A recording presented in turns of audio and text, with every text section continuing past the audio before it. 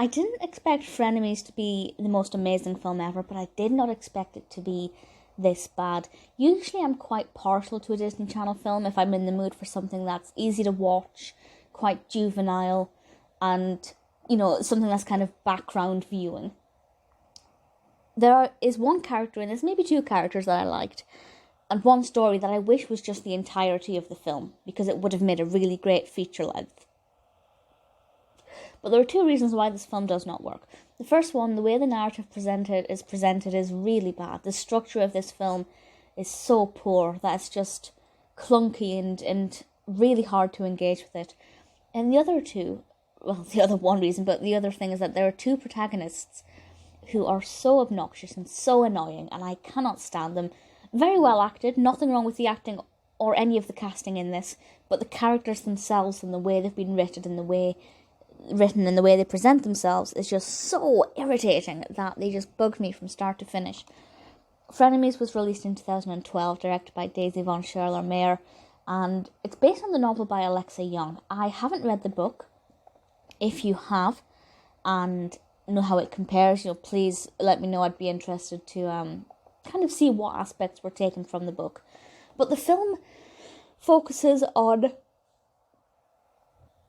three groups of so-called frenemies, and to be honest, these are not frenemy situations. They've taken the word very lightly.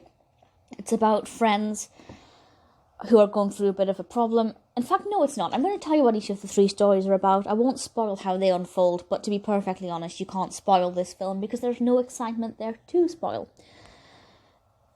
The film incorporates three different stories, three sets of individuals who all go to the same school.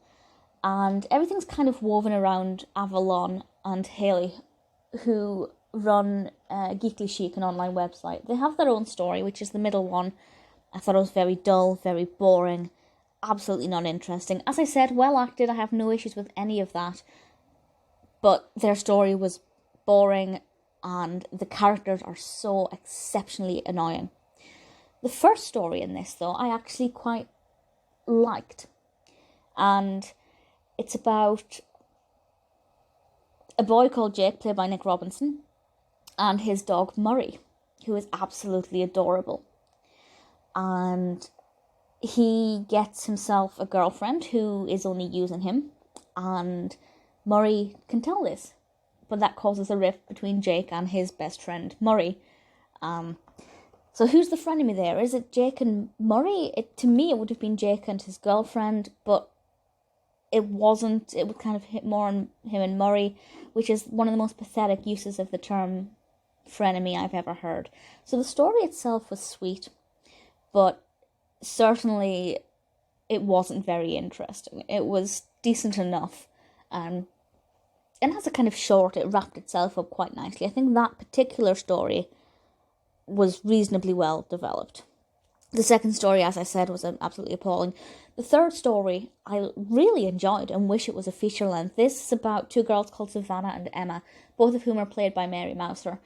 And they are, it's a typical parent trap thing, although not because they're separated at birth. One of them is a skater girl, the other one is, well, she goes to a private school, she's got a very posh English accent, she comes from a lot of money and has a butler or a chauffeur. And they switch places. I love that. And the use of frenemy here again it's very weak. None of these are what I would call frenemy situations, but that particular story I enjoyed. And I wish that had just been what the whole film was about. I think Mary Mouser is brilliant, acting the two different characters, and Savannah and Emma are both relatively well-written, likeable characters. As is Jake. Jake is a very likeable character. I very much enjoyed that character and seeing him develop as a character slightly. I mean, if each short is about half an hour, obviously you can't get that much development. But it did pretty well, the first one. And the third one I enjoyed. But the middle one and those two characters, Avalon and Halley, are just so obnoxious and annoying. And they really ruined what might have been an alright film. But I think the way the three stories were connected just was very weak. It wasn't really a thread. It didn't work. It doesn't work as a film. It's got 5.1 out of 10 on IMDb, which is actually probably more than I would give it. And it's very, very rare that I give a film any less than 5. It's rare that I give a film any less than 6. Usually I always find at least something about it to be positive about. But this one, I'd give 6.5 to Downtown versus Uptown, which is the third story. Beauty versus Beast, which is Jake and Murray's story, I'd give maybe a 5.5. Geek versus Chic, the middle one, I'd give it a 3. Not very good at all. Would I recommend it? If you are a big fan of Disney Channel films, then I'd say give it a go because it might appeal to you. But if they're not your favourite at the best of times, you can ignore this film. You will not miss out on anything.